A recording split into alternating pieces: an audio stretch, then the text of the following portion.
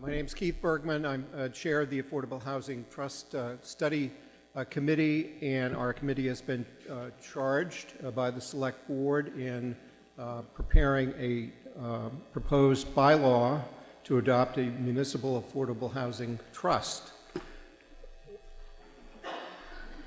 And just by way of context, you may recall that a year ago, the town meeting in 2019 voted to accept the authorizing state statute, Chapter 44, Section 55C, which authorizes an affordable housing trust, the purpose of which is to promote the preservation and creation of low and moderate income housing and community housing.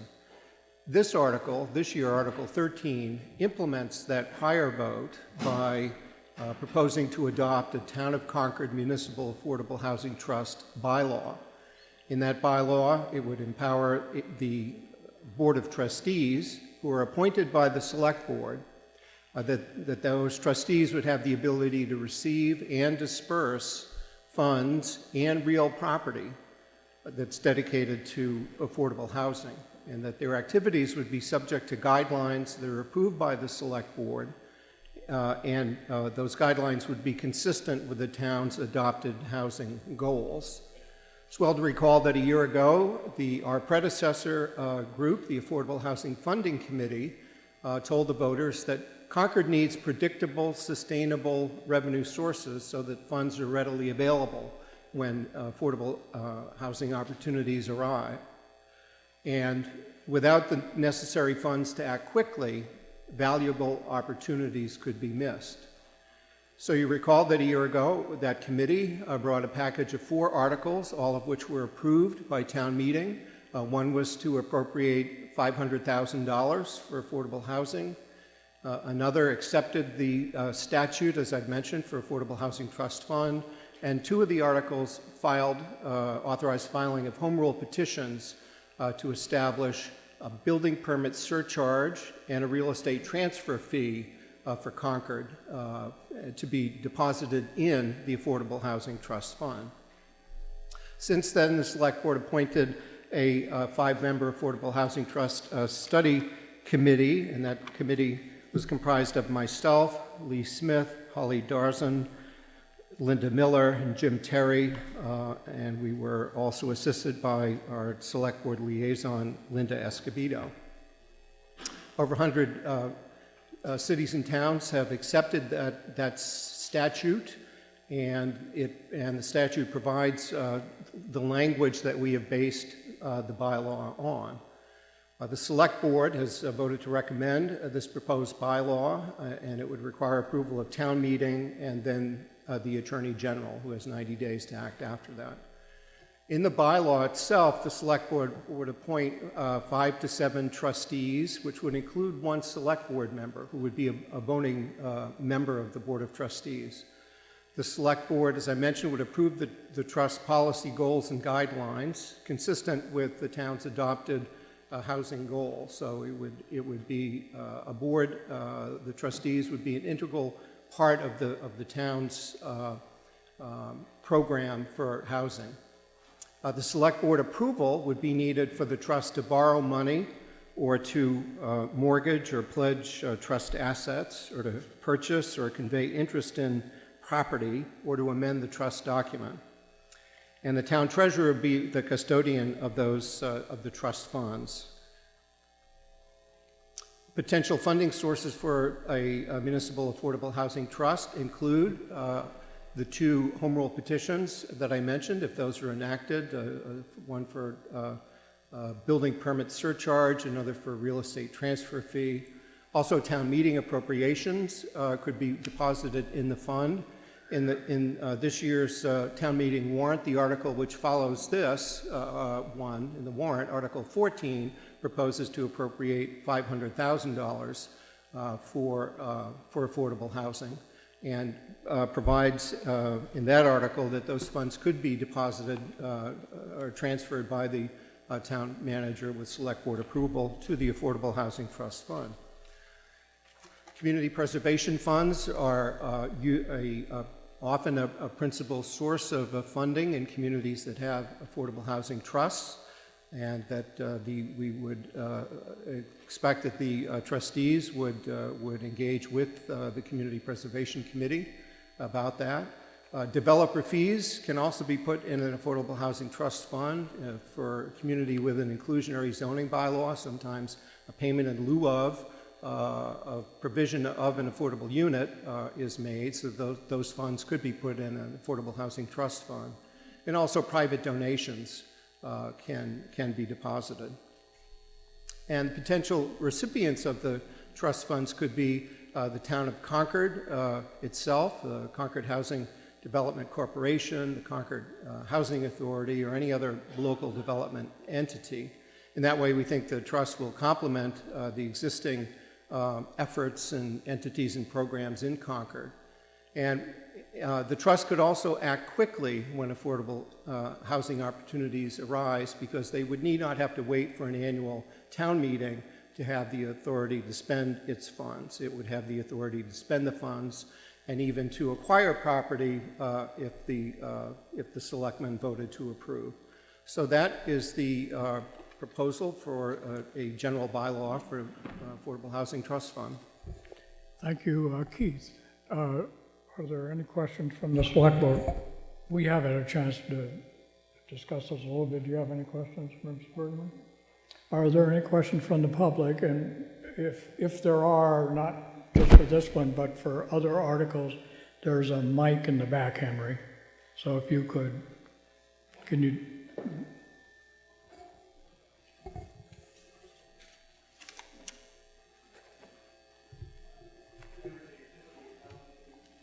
58 Everett Street. I just have one suggestion, and that is with regard to section 11, where it describes the limits on the borrowing power of the trust, where it says that a mortgage shall not have, they shall not pledge assets or collateral greater than the extent of the trust's assets, that might create some ambiguity, and I suggest that you change that to the value of the real estate owned by the trust.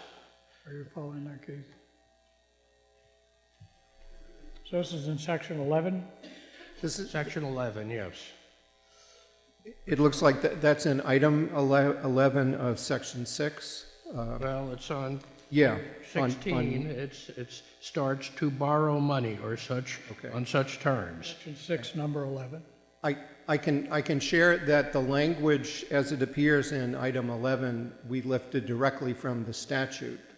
So to the extent that and we were seeking to have whatever it is that statute means to all the affordable housing trusts in the Commonwealth, that it would also mean to Concord. But I appreciate the comment. We can certainly look into that. But if you have that option, I think since the assets might be open to some question as to what those assets consist of, and I assume what you're really talking about is being able to mortgage property that the trust owns, that it would lend some clarity to it if it could be limited to the real estate owned by the trust. Just thank you. Yes, thank you. Thank you, Mr. Thanks for the Kane. comment. Ms. Lauer? Ruth Lauer, Kais Road.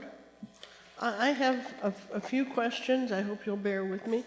I understand that the language is boilerplate, but the term in particular does not match how we have terms for our committees in the rest of our town, except for planning board and public ceremonies. Everybody is 3 years.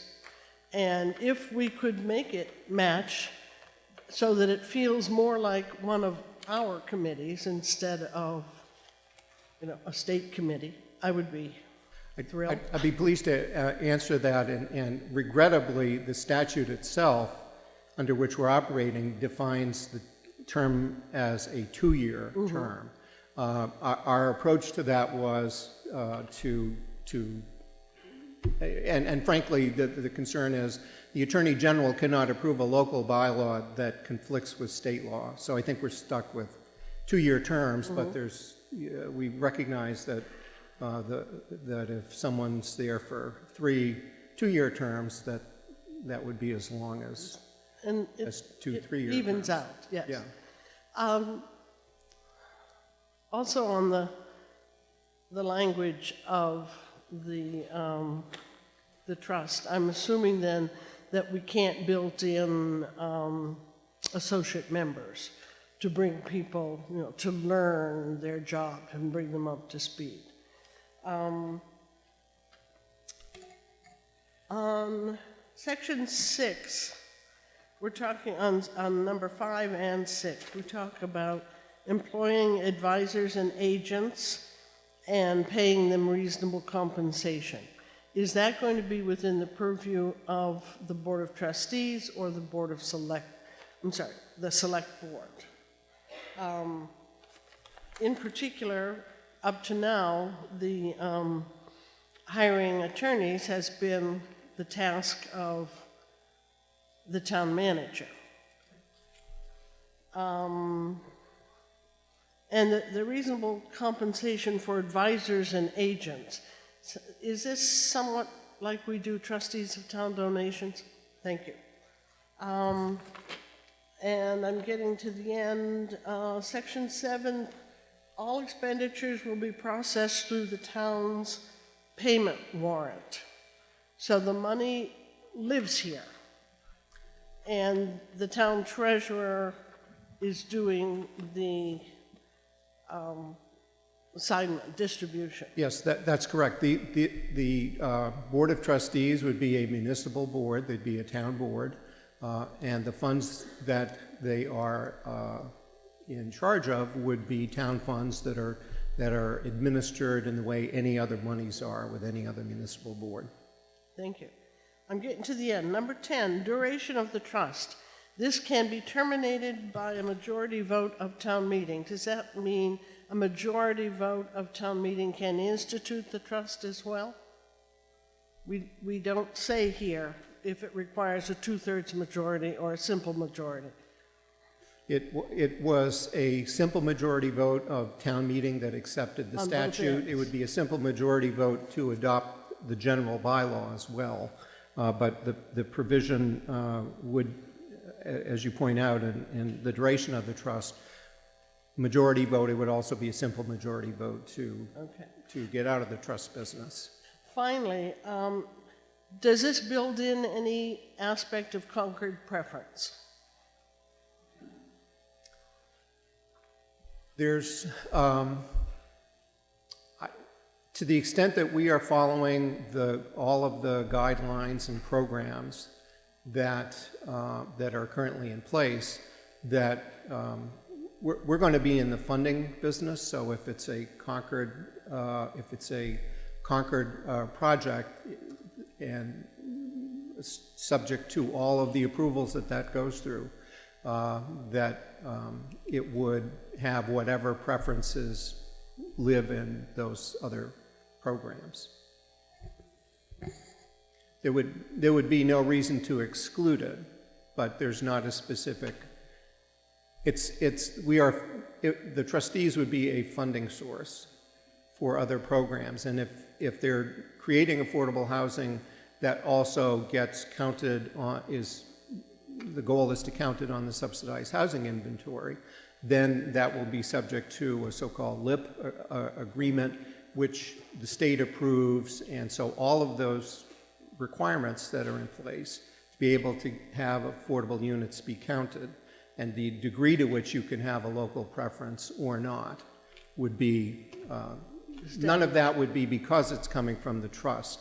It would be from where all the other housing programs live. Be embedded in the projects, yeah. Thank you. Thank you. Any other questions?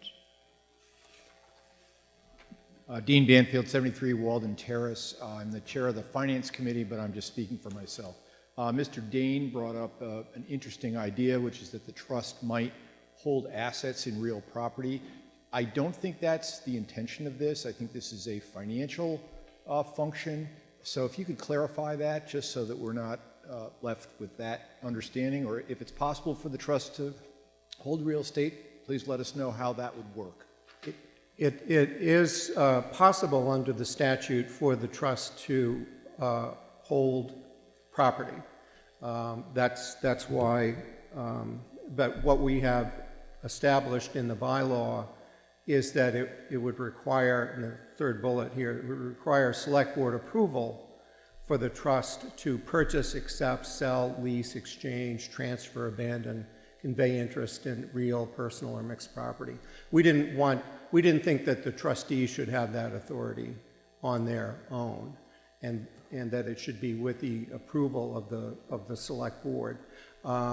What might it look like? I think it's going to be largely a funding mechanism, but if the opportunity comes along during the course of a year to accept a donation of property for affordable housing purposes, right now, to my understanding, that takes a vote of town meeting to do. A town through its Conservation Commission authority can acquire open space property with select board approval without a town meeting vote. There's no similar mechanism in place right now for affordable housing. The Affordable Housing Trust, though, as empowered by the state statute, could do that. And we're saying that if they were to acquire the property because someone's donating it, and we want it to be held as affordable, that one way to act quickly and grab it would be to take ownership of it with the select board's approval. We're not envisioning, though, that the Affordable Housing Trust would be a developer, though, and there are all sorts of reasons why we would not want to do that, including that it's a town board subject to the prevailing wage laws. But that if the opportunity existed and it was with the select board's approval to acquire the property for affordable housing, we didn't want to strike that out of the powers that are granted by the statute. We wanted to leave it in. All right, thank you.